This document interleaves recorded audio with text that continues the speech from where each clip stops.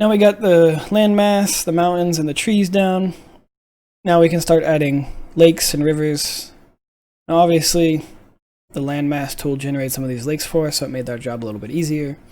If I wanted to add more lakes, I could. You just come up to the water tab up here in the top left. Add lake tool. And let's say we want to add a lake. Let's add one right here in the middle. Zoom in a little bit. Or let's add it down here. Now, if I'm going to add one over here, I kind of want to change my mind. Remove some of these trees. You can get rid of however many you want. Let's do that. Come back to the lake tool, and it generates a random shape for the lake. Now you can change it however you want. You can change the size. So if I wanted to fit this area, that's a good size. Roughness is fine. It adds more detail along the edges so it doesn't look like a straight circle. And same with detail. You can change that however you see fit. There's no generate button like it was for the landmass tool. It is once you press it down, it will change the shape of it.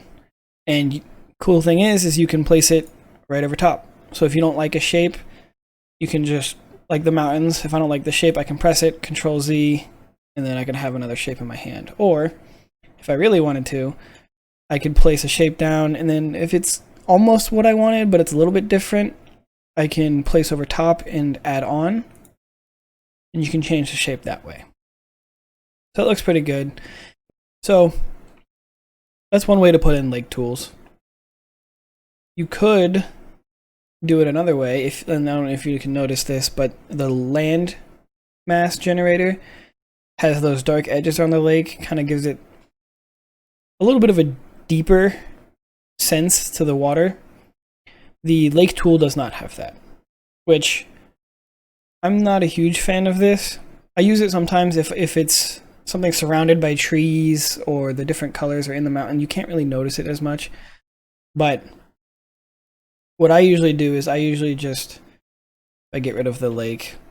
I will just come down here to the lower landmass tool, change the brush size pretty small. We'll zoom in a good amount so we can see what we're working with. And then change the roughness to, let's go 1.3. And then we can just draw our own lake in how we like it. I like that. And then you can change the roughness a little bit more.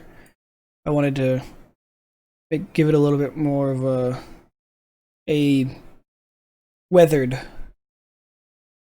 look to it. That looks pretty good. The rivers, you can do two different ways, just like the lakes. You come up to the water tab, there is a river tool that you can use, and similar to the lake. We'll zoom in. Let's put a river. Let's put one in going through this forest. So if we use the river tool, you would just left click wherever you want the thin end of the river to start. So normally inland, because it gets thicker as it goes towards the coast. Look in the middle of the river or the lake, and you see this kind of squiggly line dragging. Now, one thing I'm not a huge fan of is the longer you go, the more crazy the squiggle gets. What I usually do is you can bring it through and you can left click again and get a new angle, and it resets the crazy squiggles that it gives. So once you get to the coast, and you can do that as many times as you want. You can left click. I wanted to go crazy all the way that way, but let's not do that. So there's no way to Control Z. I don't know. If I try to Control Z here, it will get the last action because I'm not done with putting in the river yet. So it still counts as the last action that I was with the lake. So don't hit Control Z when you're doing this. What you want to do is left click to finish it, and then you can Control Z to get rid of it. Which is unfortunate because it gets rid of all of the angles that you put in, but something that we have to work with. So we'll just left click in the middle of the lake. Come down here, left click. Maybe I want it to come this way a little bit.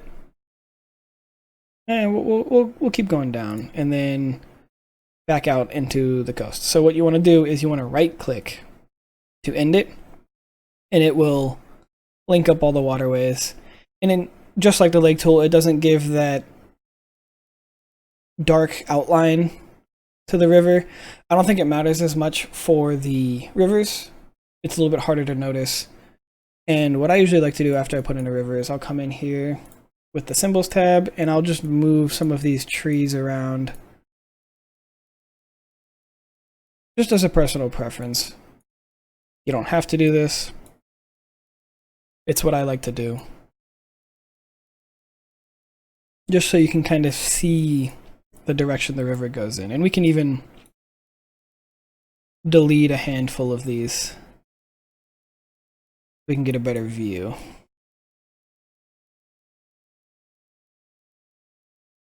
I think that's good. So that's one way to put in rivers. The other way, just like we did with this lake here, you can come up to the land tab, lower landmass tool, and just hand draw all your rivers. Something I think is a little bit easier is instead of using the lower landmass tool, just use the eraser tool. Lower it down to 4 and draw out your river shape like that. And then afterwards you can come in with this tool and rough up the edges so it's not as clear. Again, gives it that weathered look to it. That's one way to do it. That looks good. I usually just use the rivers tool. It's a little bit simpler. And it doesn't look as... it's not a noticeable difference like the lake is. So we'll get rid of that river. Come back up to the river tool. One thing I recommend doing is the farther you drag, this starting area gets really narrow and thin and hard to see. So I always recommend if you're going to do a long river, you start a little bit further back. So if I were to start, if I wanted it to go from here to here, and I were to start right here, see how it doesn't look like it reaches? You can start right here, and it'll hide it behind the mountain range. And then I can click however I want down to the river, down to the coastline. So that's the way I do rivers. Again, you can do them however you want. It's up to personal preference. So let's add a few more in.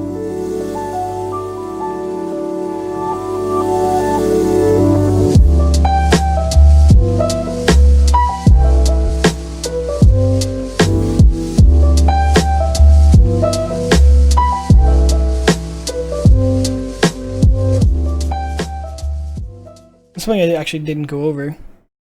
Again, you can change the width of the river tool, roughness, meander distance, just like you can with the trees and mountains. It works a little bit differently. So if I had this river right here, coming like that, it's pretty wild. The meander distance makes it straight. You can change it however you want. If I want it to be real crazy, I can go all the way up to 1. I usually leave it at default and just kind of place strategically how I like it. Roughness, again, adds to that weathered feel, kind of like when we erase the land, doing a river that way. There's a lot more options you can do with the river tool.